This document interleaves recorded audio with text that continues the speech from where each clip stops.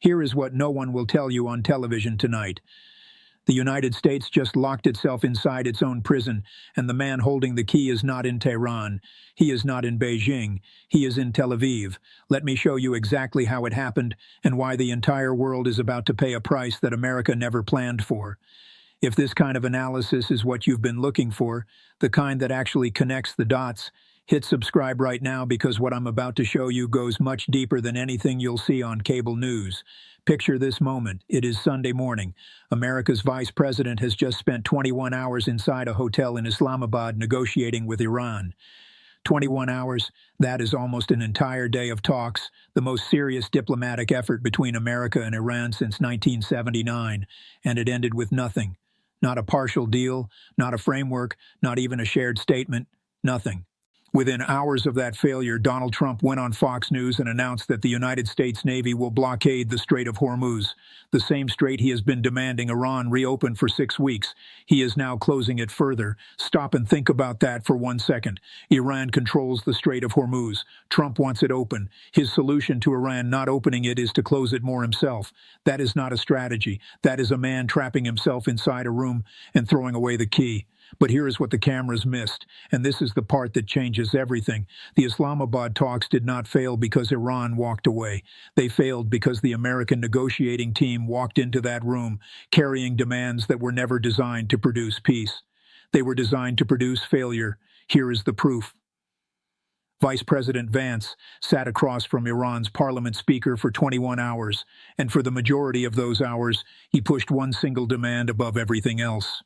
Complete elimination of Iran's uranium enrichment program, every centrifuge, every gram of enriched material handed over to the United States. Now pause here because this demand is important. Iran has enriched uranium legally under the Nuclear Non-Proliferation Treaty for decades. The 2015 nuclear deal capped enrichment at 3.5%. International inspectors confirmed Iran was complying. The deal was working. Then Trump tore that deal apart in his first term, and now he sends his vice president back to demand something even more extreme than the agreement he destroyed. Ask yourself one question: whose demand is this really? Because reopening the Strait of Hormuz, that is America's interest. Lowering oil prices before the midterm elections, that is America's interest. Ending the economic bleeding, that is America's interest. Eliminating Iran's enrichment program entirely, that is Israel's obsession, not America's. For over a decade, Israeli leaders have stated publicly on the record that they would rather have a poor sanctioned Iran they can bomb than a wealthy, stable Iran they cannot control. Israeli generals said this before the 2015 deal. They preferred maximum pressure over a functional agreement. That exact policy walked into the Serena Hotel in Islamabad wearing an American suit, carrying an American passport, representing Israeli interests, and while Vance was inside trying to negotiate, Israeli Prime Minister Netanyahu went on camera and said, and I am quoting him directly, "The campaign against Iran is not over yet." Read that again. The American vice president is inside a hotel trying to end a war, and America's closest ally is on television saying the war should continue. It gets worse. While the talks were happening, Israel continued bombing Lebanon, hundreds killed, apartment buildings destroyed, civilians buried under rubble. And Iran had submitted a written condition before the talks began: ceasefire across the entire region, including Lebanon, before any agreement could be reached. So let me put this in the simplest possible terms. Iran said, and stop bombing Lebanon, or there is no deal. Israel kept bombing Lebanon. The talks collapsed. Trump blamed Iran. The talks were not lost. They were sabotaged, and the sabotage did not come from Tehran. It came from Tel Aviv. Now let's talk about the blockade itself, because before it has even started, there is already a fundamental contradiction inside Trump's own government about what this blockade actually means. Trump went on Fox News and said his exact words, "It is called all in, all out, complete, all or nothing." His own military command said something entirely different. CENTCOM clarified that the blockade will only target ships entering and leaving Iranian ports. Ships going to Saudi Arabia, Qatar, and the UAE, those pass freely, so which is it? A total blockade or a surgical one targeting only Iran. The president says one thing, his military says another, and nobody in the world, apparently including the American government itself, knows what this blockade actually is. That is not a policy. That is confusion dressed in military language. Let me now give you 5 structural reasons why this blockade is already failing, and I want to be precise here.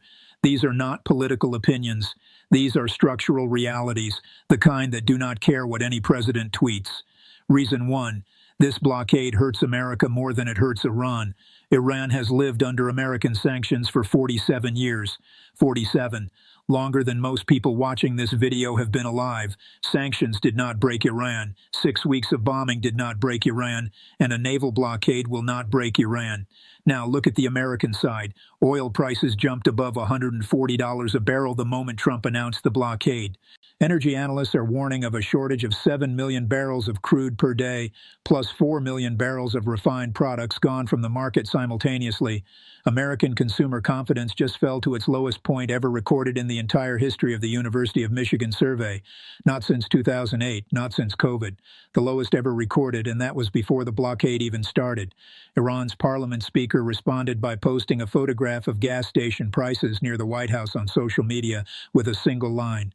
Enjoy the current prices. You will soon miss $4 gasoline. He understands something Trump does not. In a game of economic endurance, the player who has trained for 47 years beats the player who has never trained at all. Reason 2. America is completely alone. Trump claimed the United Kingdom would send minesweepers to support the blockade. London said no. Australia's Prime Minister said his country was not even consulted, calling it a unilateral American decision. NATO has not endorsed it. The European Union has not endorsed it. Not a single Gulf state has committed ships or support. Meanwhile, the United Kingdom is quietly building its own coalition, more than 40 countries working on a completely separate diplomatic plan to reopen the strait. 40 countries working around America, 0 countries working with America. That is not leadership. That is isolation.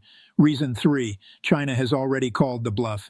This is the development that I believe changes the entire equation, and it happened while most people were still reading headlines about Islamabad. China's defense minister made a public statement on Sunday. Chinese commercial and naval vessels are transiting the Strait of Hormuz. China will honor its energy agreements with Iran. And he warned, in language that was careful but unmistakable, against outside powers interfering in China's bilateral affairs. Let me translate that from diplomatic language into plain English. China told the United States, our ships are going through. Try to stop us. And Chinese vessels are not just passing through. They are paying Iran's transit fees in Chinese yuan, not dollars. Yuan. The financial architecture of this region is being rebuilt in real time, and it is not being built around the American dollar. But there is one more layer to this. U.S. intelligence has confirmed that China is preparing to deliver new air defense systems to Iran. Shoulder-fired anti-aircraft missiles, man-portable, heat-seeking. The same category of weapon that shot down an American F-15 fighter jet over Iran during this war. Trump confirmed this himself at a press conference. Connect those dots. China is arming Iran with the weapons killing American pilots. China is sailing ships through the strait Trump says he controls. China's defense minister is publicly daring the United States to respond. So, what does the U.S. Navy actually do when a Chinese-flagged oil tanker approaches the blockade line? Board it and risk a direct military confrontation with the world's second-largest navy. Sink it, and that is an act of war against a nuclear power. Let it through and the blockade becomes a performance, not a policy. And here is the consequence that nobody in Washington seems to be thinking about. If the United States establishes the legal precedent that a naval power can blockade an international strait, China will use that exact precedent to blockade Taiwan. America would be handing Beijing the strategic and legal framework to do the one thing America has spent 70 years trying to prevent. Reason 4. Iran has escalation options America cannot match. Iran's senior military advisor stated that the nation has, and I am quoting, great untapped leverage to counter this blockade, great untapped leverage. That phrase is not empty. Iran's allies, the Houthis in Yemen, control the Bab el-Mandeb Strait, the southern entrance to the Red Sea, a waterway that carries 12 to 15% of all global trade. If Trump closes Hormuz, Iran picks up the phone. The Houthis close the Red Sea. Now you have two of the world's most critical maritime choke points shut down simultaneously.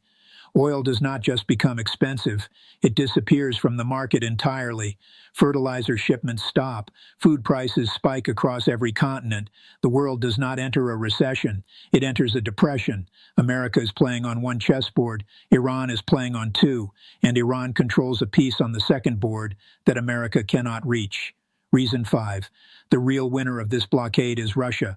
Russia's oil does not move through the Strait of Hormuz. Every barrel trapped in the Persian Gulf is a barrel the world needs to replace, and the replacement comes from Moscow. Before this war began, Russia's oil revenues were declining sharply. The Kremlin was preparing domestic budget cuts. Then the war started. Russia's oil tax revenue doubled to $9 billion in a single month. This blockade will push prices higher still. Russia earns more every day the blockade holds. And here is the detail that should make every American citizen stop and demand answers. Trump lifted sanctions on Russian oil during this war to keep global prices manageable. And now he is blockading Hormuz, which pushes global prices back up. The combined effect is that Russia sells more oil at higher prices with American permission. The country whose satellites helped Iran locate and destroy American military aircraft is being financially rewarded by the president who claims to be winning this war. If I submitted this as a fiction screenplay, it would be rejected for being too implausible. So what is actually driving this decision? Because this blockade is not about strategy, it is about psychology. Trump sent his vice president to negotiate. Israel's demands killed the talks. Iran said no. And a man who has built his entire political identity on winning, on dominance, on the belief that no adversary can outlast his pressure, just absorbed a very public diplomatic humiliation. On Fox News Sunday, Trump said, "I could take out Iran in one day. In 1 hour, I could have their entire energy infrastructure gone." He then added that the only thing left after that would be their water supply, which would be, in his words, very devastating to hit. The President of the United States is describing the destruction of a civilian water supply on live television. On the same day, he posted AI-generated images of himself as Jesus Christ on social media, while his own American-born Pope is calling this war immoral, while 3 American cardinals condemned him publicly on 60 Minutes. This is not a commander executing a plan. This is a man who has lost control of a situation and is reaching for whatever language sounds powerful enough to hide that fact. The blockade is not a calculated escalation. It is an emotional reaction to a diplomatic failure. And in the history of great powers, emotional reactions in the middle of wars are precisely how empires make the mistakes they spend generations trying to undo. So here are my 3 predictions, stated clearly with a clock attached. Prediction 1. This blockade collapses within 45 days. Gas prices in America approach $6 a gallon. Republican members of Congress facing midterm elections begin breaking publicly with the president, and Trump, who measures everything through the economy, finds a way to declare victory and quietly ends the blockade without receiving a single concession in return. Prediction 2. Within 3 weeks, a Chinese-flagged vessel transits the blockade line. The U.S. Navy stands down. That single moment broadcast to every nation on Earth that America's blockade is unenforceable against any country willing to call the bluff. The line forms immediately after. Prediction 3. 6 months from now, when the dust settles and the accounting begins, the record will show that this blockade accomplished the precise opposite of every stated goal. Iran was not weakened. Its negotiating position strengthened. America was not feared. It was isolated. Oil prices did not fall. They rose. And the war did not move closer to an end. It became structurally harder to finish. Let me close with the pattern, because the pattern is the story. Every move America has made in this conflict has followed the same arc: action intended to create leverage, leverage that instead creates cost, cost absorbed by American consumers, American pilots, American credibility. The war enriched Russia, the ceasefire empowered Iran, the talks exposed to actually controls American foreign policy, and the blockade will teach the world that American power has a ceiling, and that ceiling can be found by anyone willing to stand beneath it and push. There is a version of American power that the world respected. It was not built on ultimatums. It was not built on naval blockades of international straits. It was not built on a president posting divine imagery of himself while his cardinals condemn him and his pilots are being shot down. It was built on the credibility that comes from doing what you say and saying what you mean. That credibility is what is really being blockaded right now, not the Strait of Hormuz, America's word. If this analysis gave you something the mainstream media didn't, a framework, a lens, a way to understand what is actually happening beneath the headlines, then subscribe, because the next video goes somewhere even this one didn't reach. And you are going to want to be there when it lands. Drop your prediction in the comments. Which of the three happens first? The gas price revolt, the Chinese ship, or the quiet retreat? Tell me, because I read every single one.